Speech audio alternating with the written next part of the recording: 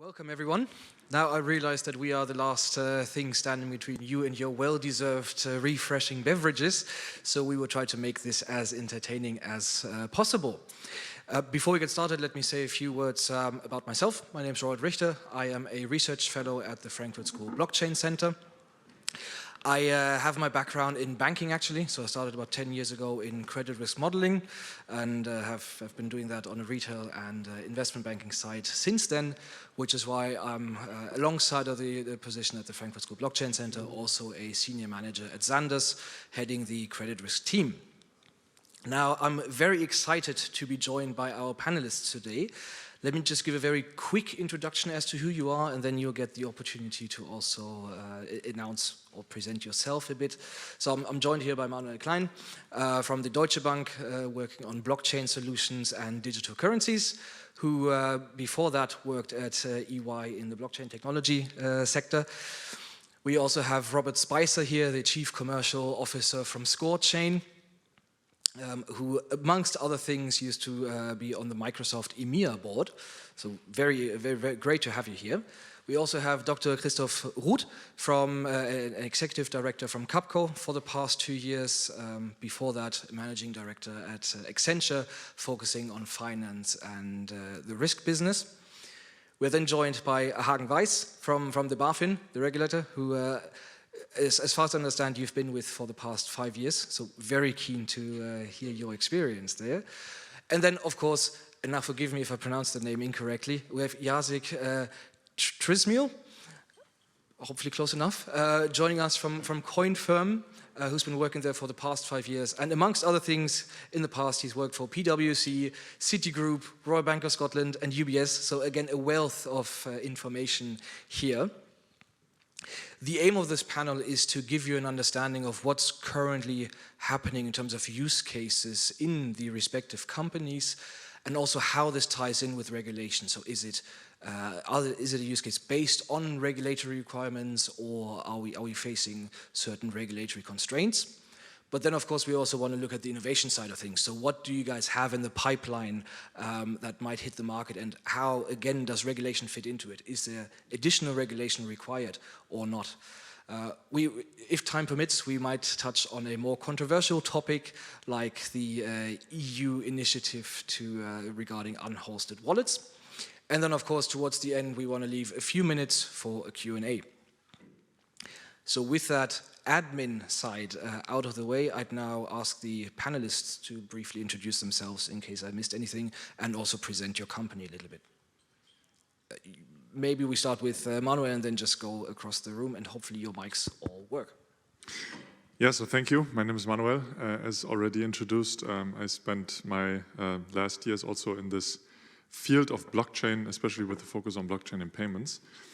Focusing on, in my consultancy area, on digital asset strategy and digital money strategy, working also on a paper that was co-authored by basically all the German banks, which did a stance on CBDCs, but also on tokenized money, how commercial bank money could be brought out as a token on blockchains.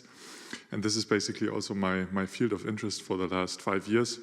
Looking into future of money, not necessarily only cryptocurrencies, but rather how could fiat money come on chain. What do I do at Deutsche Bank? Also focusing on exactly that. So having a focus on blockchain and payments, blockchain and cash management, focusing on the different areas in a bank and treasury, with corporate clients, cash management, but also into automation of, for example, procurement processes. Yeah, but I'm also part at Deutsche Bank of the digital asset strategy team, let's say, focusing on the different products that we work in, but I think we will discuss on that later.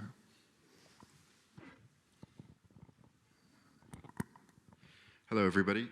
My name is Robert Spicer. I work for ScoreChain. My background is first an engineer and then a lawyer in various jurisdictions around the world. I apologize for that. I'm very interested in regulation. I'm very interested in compliance with regulations. I've worked on the periphery of regulatory compliance for many, many years in technology companies, as I've helped those companies grow and expand around the world. Everything from financial regulations, then working for AI policy initiatives for the European Commission and so on. And so I find the whole area of regulation a terribly interesting one. A little bit about ScoreChain. We are by far the best crypto AML compliance company in the world. And, we provide services into financial institutions and the whole crypto ecosystem to ensure that the entire system can grow on a fair basis and that it's not infiltrated with bad money, essentially. And that's what we're focused on. So thank you, everybody, for being here as well. I'm looking forward to it. Thank you. I'm Christoph. Thank you, Robert, for introduction. Executive Director with CAPCO. I'm leading the digital asset area there, and in the same way, I'm leading the risk and regulatory part. And CAPCO, as the name says, the capital markets company. We are a consultancy focusing on the financial services sector, on the banks. And in that area, my last years, I've been working on the intersection of this four-leaf clover that you have. What is the interest of the client, so the client of the bank, of the financial services institution? What is the right product for it?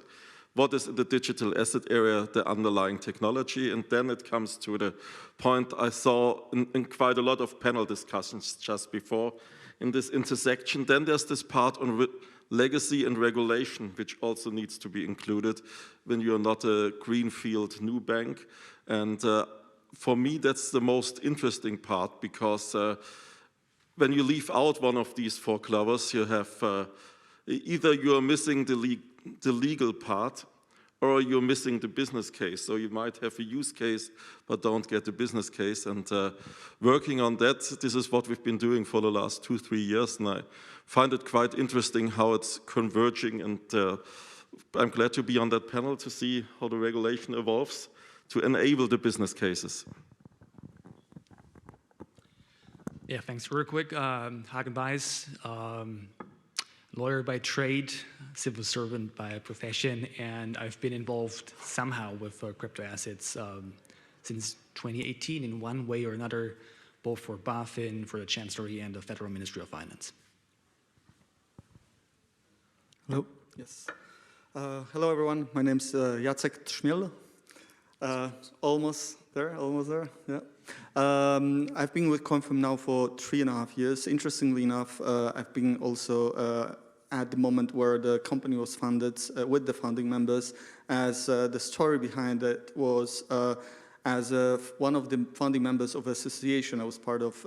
We organized a conference for traditional finance compliance. And one of the guests back in 2014 were representatives of the crypto sector and also of the regulator. So basically a similar group of people that we have now here. Back then, however, there was no monitoring for crypto assets. It was emerging as an asset class, no monitoring, no AML. Still, everything was, let's say, being started. And during the conference already, there was a heated discussion. How do you mitigate the risk? How do you ensure you understand what risks stand behind? How do you do source of funds? Of course, none of this was existent. And basically, that's how CoinFirm was created. And yes, currently, we're a leading AML provider, the biggest AML provider from Europe. Yes, we're actually looking forward to what's happening in Europe. A lot of challenges, but we like challenges. And yeah, looking forward to this panel. Thank you very much, guys. So as you have probably noticed, we do have two competitors sitting in our panel today. I'll let you guys discuss this after the panel in a bit more detail. But first of all, thank you very much for introducing yourselves. What we are obviously keen to understand is, in the blockchain space, we often talk about potential use cases. So let's try to put some more flesh around the bone in the first session of the panel, and maybe we start with you today, from joining us from CoinFirm. Can you tell us a bit more about what actually it is that you are delivering, how you're delivering this, and how it fits into the regulatory context? Yes, obviously, the main focus from the very beginning was on the centralized finance, centralized exchanges, custodians. Now that's shifting. However, if we take an example of Germany, there was a big shift from the initial perception of Germany being a country traditionally conservative towards risk-averse towards crypto assets, to the Germany's Banking Act introducing custody as a new financial service. That was followed later by the introduction of crypto securities registries as new kind of service. In those cases, both those cases, Germany appeared as a very forward-thinking, very clear on the requirements, and at the same time very innovative, in a sense, country, because suddenly traditional banks could have access to the new asset class being cryptocurrencies. In that sense, we think that our platform is providing exactly what needs to be done, understanding the risks behind the deposits, withdrawals, the transactions, alerting on transactions. That's the bread and butter of what we're doing on the daily basis. Of course, certainly there are different types of virtual asset service providers. There will be banks, there will be crypto exchanges. However, they all face also the same challenges at the same time, being, for example, travel rule as one. Of course, we see also some struggle on the EU level, MiCA, regarding the treatment of DeFi.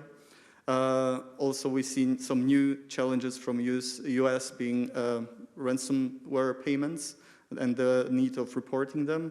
But those are the challenges that we're facing and that we're helping to facilitate regulations with our software, with our services. And yes, that's our key focus there. Thank you very much. Now, before this turns into a direct competition, let's maybe continue with the use cases that Deutsche Bank has currently in store. Sure, and I mean, I'm happy that the analytics firms are also on this panel, because I completely agree what you've just said. You're basically the backbone of the institutionalization of this crypto class, right? So obviously, I mean, the banking sector is the most regulated sector basically there is on this planet. And there is so much AML rules and so much AML regulation that we need to comply with, and obviously also in this new asset class then. Now, whether the regulation now overheats a little bit or is not, that's a different question, especially with regards to the new proposal of the European interpretation of the travel rule. But nevertheless, we need that, right? And this is obviously important for what Deutsche Bank is working on. And I mean, obviously I have to pay attention what I'm telling here, what is disclosed and what not. But what I think is disclosed is that we are working on a custody solution that obviously needs a blockchain analytics as the backbone to be able to comply with the regulations that we have to obey. What we also look into, but this is not a project yet, obviously is tokenization, where we need also the same rules. I myself focus on the payment side and the cash management side, which most probably is not that hard when it comes to complying with regulation with regards to crypto regulation, because you don't have that risk of crypto exposure and crypto crime exposure, right? But yeah, custody is a big topic. Tokenization, we're looking into it. Trading might also come. And I myself look into the different ways of how to bring the euro on chain, not only by providing a retail solution, but also on a wholesale solution. So obviously there's a project which is very interesting, which is called Finality.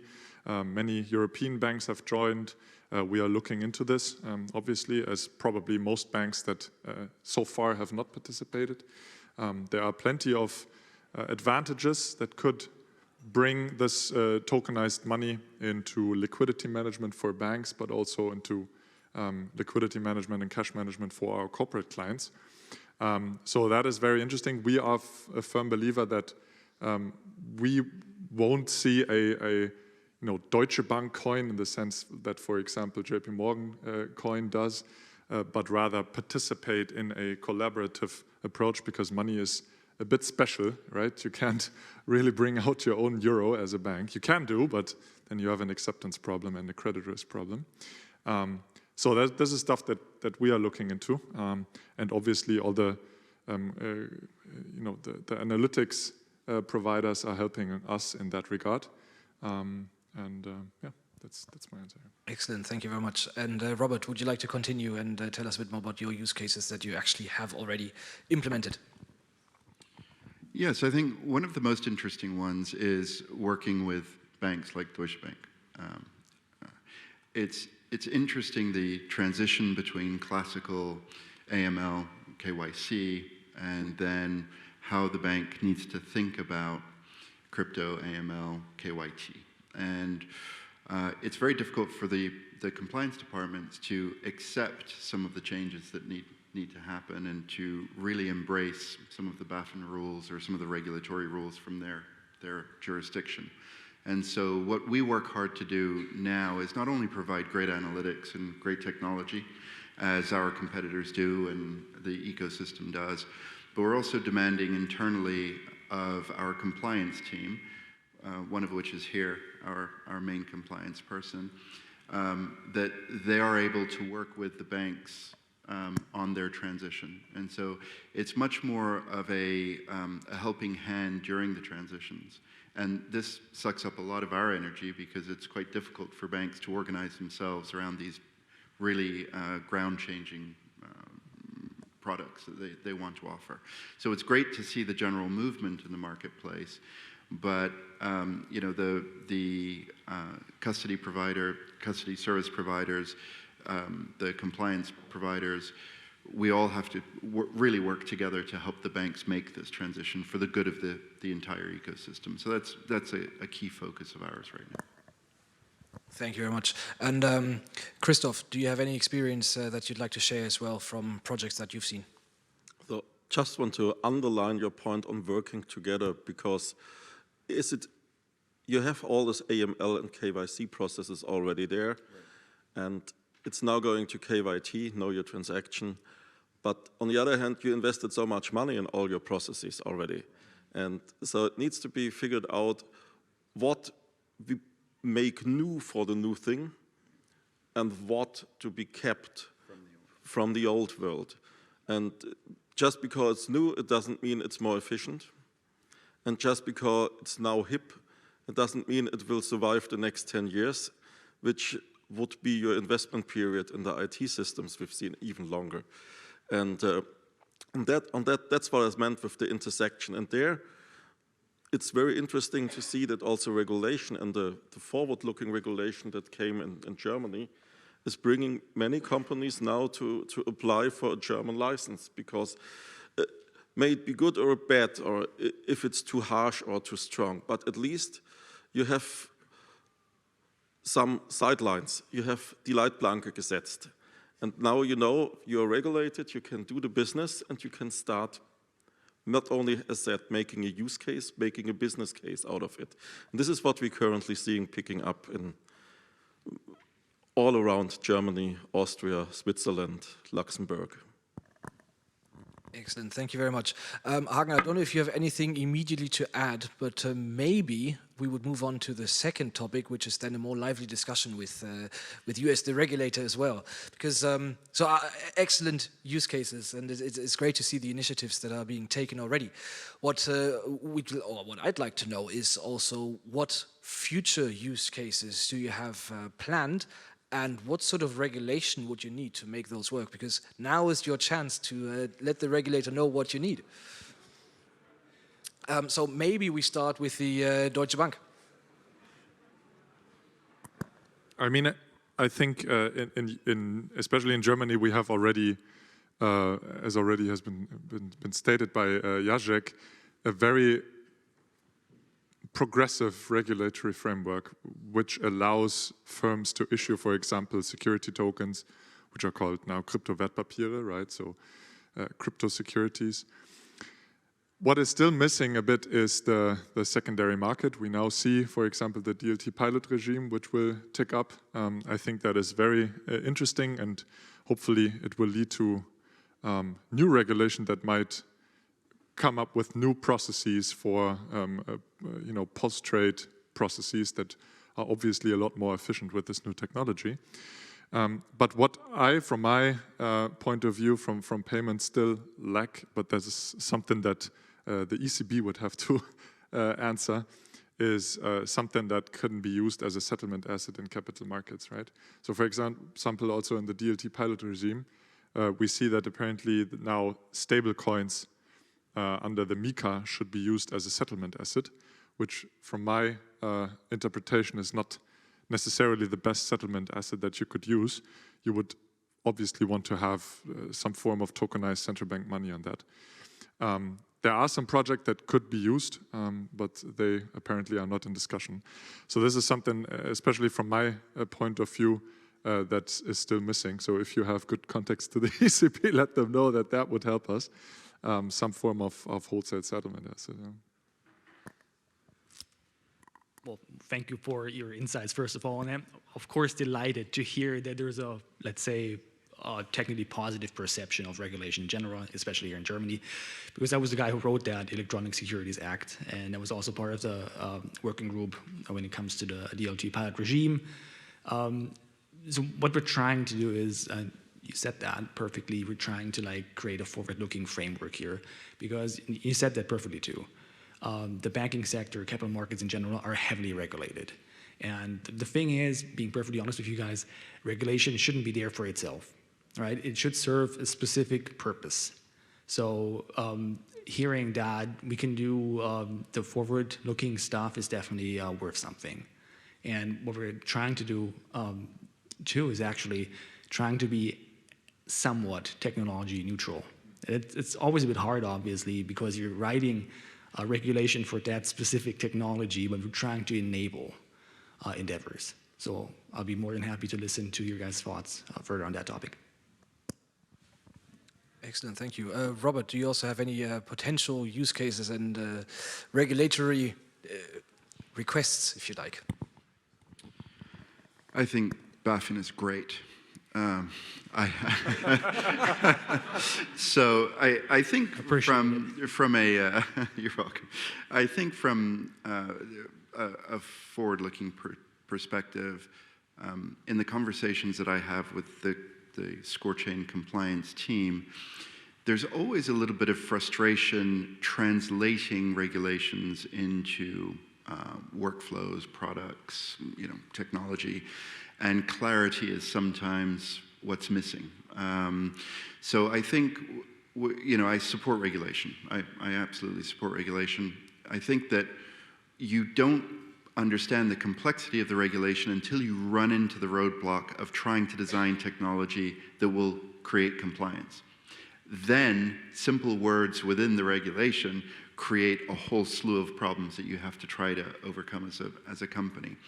So forward-looking for me would be much more clarity on the small items that create massive investment cycles for us, massive technology churn cycles for us, and the uncertainty for the customers who, like banks or custodians.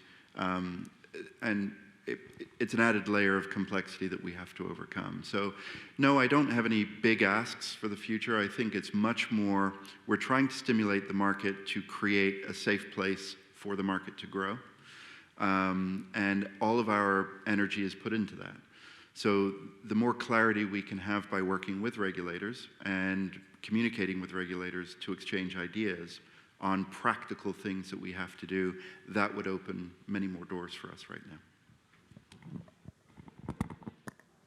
Thank you. Jacques, do you have anything to add from your perspective? Yeah, I think there's, especially in blockchain space, there's plenty of innovation use cases.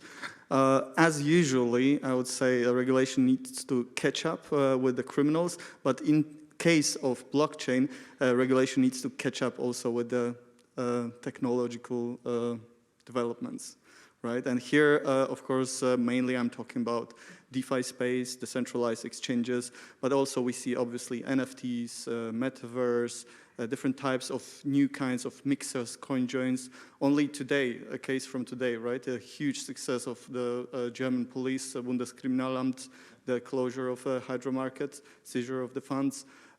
They use their own operated mixer, right? And you know, it's at the end of the day, the regulation wants to prevent that from happening, of misuse or abuse of the financial regulated sector by those criminals perpetrators. In that sense, definitely we see some interesting developments. DEX's DAOs, the first DAOs, they put on voting implementation of AML oracles, which is something that CoinFirm is also now proposing to the market as a solution. We see also developments in CoinJoin space. Most recently, Wasabi CoinJoin, registered in Gibraltar, they announced that they will be blocking certain wallet addresses from participating in the CoinJoin activities. We see every day almost some new cases, new use cases that on the one side, the regulations need to catch up on, and the AML providers, like ourselves, we need to find solutions for. Also, investment companies, crypto funds, right? They want to understand which asset classes they're investing in. We had the previous speakers before our panel. They implemented actual risk score for the asset classes, right? How can we evaluate this risk also from a perspective of the asset class as such? How can we differentiate between Uniswap token and native assets? What's the riskiness of it? Is it used or abused in a way of facilitated some drug sale on dark marketplaces especially, or prone for hacks or Ponzi schemes, etc. So many use cases like this, definitely. Yes, and that's the challenges, and yeah, challenge accepted. Thank you. I'm being told that we don't have that much time left, so I do want to bring up one additional point, which is, I mean, when we talk about innovation and regulation, there's one topic that jumps to mind, which is the current initiative from the EU regarding unhosted wallets. So I'd be very keen to get your opinion on this, and maybe we start with you, Christoph. So from a consulting perspective, what we've seen, this is perhaps what you have meant, we both said, when the regulation or when it's decided and not thought through the little words that are in it, and when it's not thought from, so to say, the business perspective, what then is regulated. And then we as a consultancy, of course, sees the different interpretations in the different houses, and that I think is counterproductive also to regulation. It doesn't bring us forward, and we've seen it in several cycles since the 2000s, that when the first things came, now thinking on Basel II, you had these phases where the rules and regulations came in and came out and then narrowed. And I think we should speed up with this process on getting a final definition which is fitting to the business. Because otherwise we lose 1 or 2 years in making business, and the bank is not there to produce reporting papers. I think it's there that a regulated business can be done quick and transparent. Thank you. Do we have anyone who would like to add something about the current initiatives about the unhosted wallets? I mean, very quickly, just 2-3 sentences. I mean, unhosted wallets, we tend to think about them as private wallets held by an individual. But actually, we're talking here about a broader picture, non-custodial wallets like MetaMask or cold storage like Ledger and Tether. So that the issue with that is actually very, very broad and needs, again, regulation and solutions like AML solutions for it. Excellent. Thank you very much. Do we have any words from our regulator maybe towards the end of the session? Well, real quick. I hear you guys. Those are legitimate concerns when it comes to unhosted wallets and stuff like that. What we have to understand here is that no one's really trying to, choke off the crypto space here, especially when it comes to unhosted wallets and stuff like that. However, that is one of the main pillars of financial regulation here. You're trying to prevent market failure, investors losing their money, and of course, criminals getting away with illicit activity, right? So that will be the latter that's trying to be prevented here. And like Robert said, though, communication is key. So, like I said, I hear your concerns and the concerns of the industry, and I guess staying in touch, staying, in a meaningful and fruitful conversation will definitely yield better results. Thank you. I think that's just, the perfect ending to this session, because essentially, what are we taking away from this? And it's essentially, let's collaborate on this with the regulators. Let's make sure that we're, pulling on the same side of the rope and not on opposite sides. And let's speed up the regulation wherever possible to make sure we can avoid any sort of unnecessary delays. And given that the topic of our panel is how does Europe come out on top, I think that is how we would come out on top, speeding up the processes and collaborating with the regulators. Now, looking at the time, I think we are there. Marcel, I'd hand over back to you to see if there's any questions from the audience or from the online community. Or maybe not. He wants their drink. He's probably out having a beer already. I don't have access to the online community, but do we have any questions in the room here?